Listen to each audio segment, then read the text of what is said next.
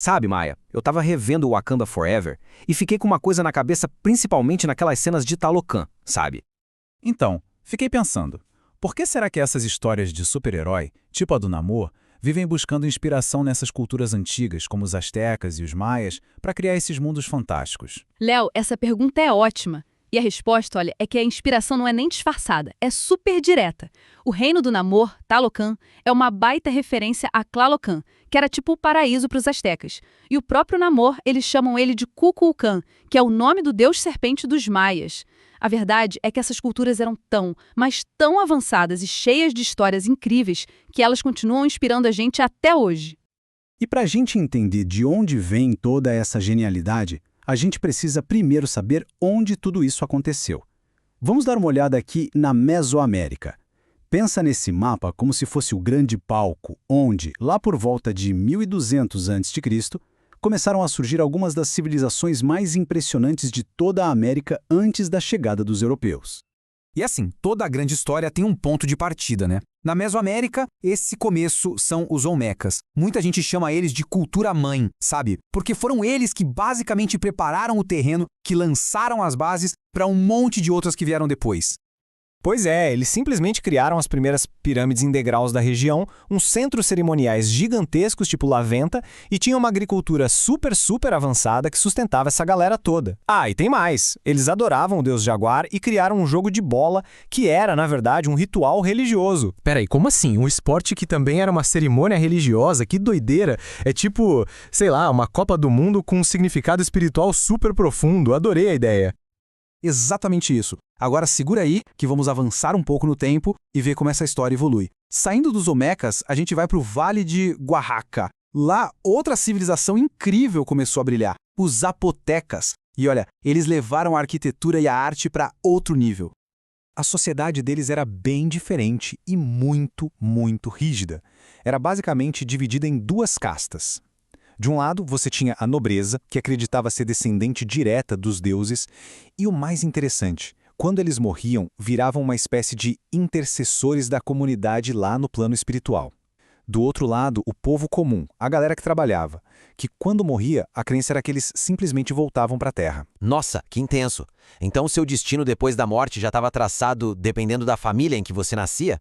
É fascinante, mas bem pesado também, né? E como é que eles registravam tudo isso? Essas crenças, a história deles, eles tinham algum tipo de escrita? Tinham sim, e era super sofisticada para a época. Os zapotecas desenvolveram um dos primeiros sistemas de escrita da Mesoamérica, a escrita que a gente chama de logofonética. O que isso quer dizer? Que eles usavam símbolos tanto para representar palavras inteiras, tipo um desenho de sol, quanto para representar sons, sílabas. Além disso, eram verdadeiros mestres trabalhando com ouro e jade, as peças deles são incríveis. Ok, então com essa tabela aqui fica bem mais fácil de ver as diferenças. Por exemplo, na organização social, os zapotecas tinham essa divisão super marcada em duas castas, né? Enquanto os olmecas, mesmo sendo hierárquicos, não parece que tinham essa mesma ideia sobre o destino após a morte. Isso mesmo. E repara só na diferença nos avanços técnicos. Enquanto os olmecas são famosos por aquelas esculturas monumentais, as cabeçonas de pedras gigantes, o foco dos zapotecas era outro. Eles estavam desenvolvendo a escrita, criando calendários complexos para registrar o tempo, a história. Eles eram obcecados por organização. Entendi. E na parte da cultura, eu vejo que os dois eram super ricos, mas com focos diferentes. Os zapotecas com cerâmica e esculturas menores super detalhadas, e os olmecas com aquela iconografia religiosa bem forte, com todo aquele foco no deus Jaguar. Perfeito, Léo. Você resumiu super bem.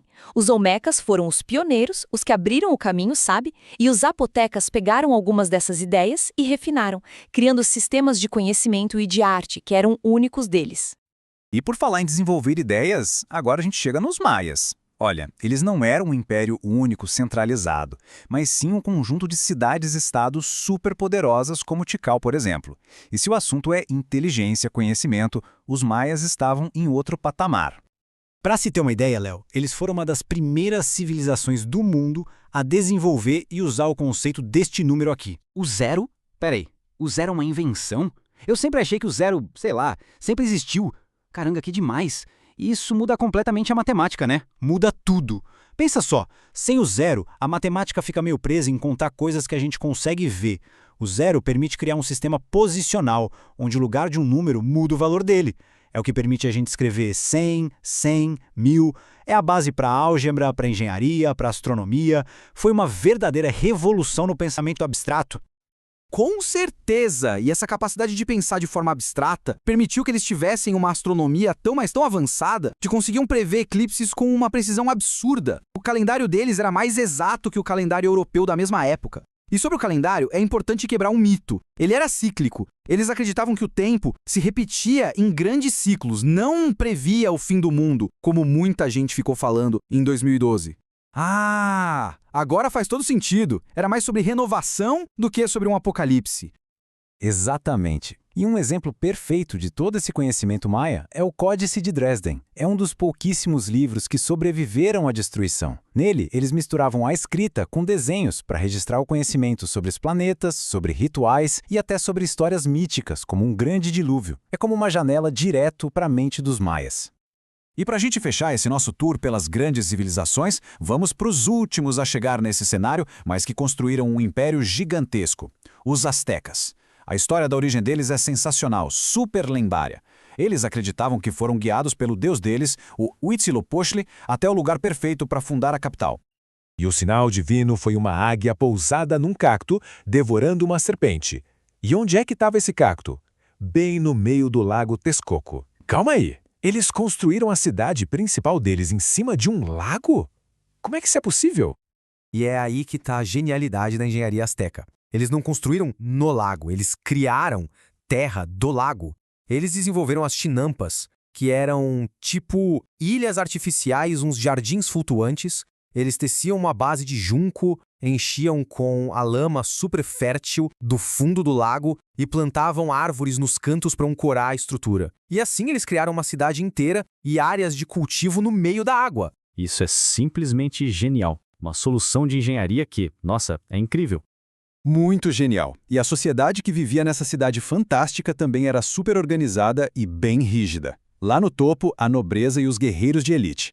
Logo abaixo vinham os comerciantes, que tinham um papel fundamental e usavam sementes de cacau como se fosse dinheiro. Depois os camponeses e, na base de tudo, os escravizados, que na maioria das vezes eram prisioneiros de guerra. Maia, é impressionante a quantidade de detalhes que a gente sabe sobre eles. A engenharia das chinampas, a sociedade, o dia a dia, como é que todo esse conhecimento sobreviveu tanto tempo? Como a gente sabe das técnicas que eles usavam? Bom, a resposta está em verdadeiros tesouros históricos como este aqui, o Códice Mendoza. Pensa nele como um livro ilustrado, feito pelos próprios astecas, que mostrava tudo sobre a vida deles. Como pagavam impostos, os rituais, como educavam as crianças. É uma fonte primária, ou seja, uma janela direta para o mundo deles, sem intermediários. Agora, vamos fazer um exercício de historiador aqui, Léo. Dá uma olhada bem atenta nesta página do Códice. Que detalhes você consegue ver na imagem que mostram como o conhecimento era passado de pessoa para pessoa de um jeito oral, sem precisar da escrita? Deixa eu ver. Bom, tô vendo um homem mais velho e um menino num barco. E parece que o mais velho está falando com ele, talvez ensinando a pescar. E do outro lado, uma mulher mais velha ensinando uma moça a mexer num tear. Ah, e tem umas vírgulas saindo da boca deles. Isso quer dizer que eles estão falando, né? Exatamente, matou a charada. Isso é a representação visual da tradição oral. Os mais velhos passando as habilidades essenciais para a sobrevivência e para a cultura, como pescar, como tecer, direto para a nova geração, através da fala e do exemplo. Era a base da educação deles. Então, para resumir, eles tinham 3 grandes maneiras de garantir que a cultura deles não se perdesse no tempo. A tradição oral, que a gente acabou de ver, era a base de tudo. Os registros escritos, como os códices, guardavam o conhecimento mais formal, digamos assim. E, claro, a cultura material. Tudo aquilo que eles construíram e criaram, das ferramentas mais simples até as pirâmides gigantes, tudo isso também conta a história deles. E com isso, a gente chega no ponto crucial. Quando a gente olha para os objetos que eles deixaram, para a cultura material deles, a gente não está vendo só potes de barro ou ruínas de pedra. A gente está vendo a prova de que eram sociedades incrivelmente complexas, com um conhecimento muito profundo de ciência, de arte, de engenharia. Cada objeto é uma pecinha desse quebra-cabeça gigante. Agora, tudo faz sentido. A pergunta lá do começo sobre o Wakanda Forever, Os criadores do filme não pegam elementos dessas culturas por acaso. Eles fazem isso porque os feitos dos maias, dos astecas, dos olmecas, de todos eles foram realmente épicos. Eles eram os super-heróis do mundo real, com superpoderes de inteligência, de criatividade. O legado deles é tão forte, tão poderoso, que continua nos inspirando a criar mundos fantásticos. Exatamente, Léo. E essa é a grande beleza da história. Ela nunca fica presa lá no passado. Os ecos dela estão por toda parte. E fica aqui uma provocação final para todo mundo pensar.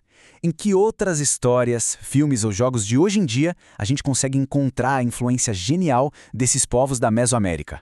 A resposta pode estar muito mais perto do que a gente imagina.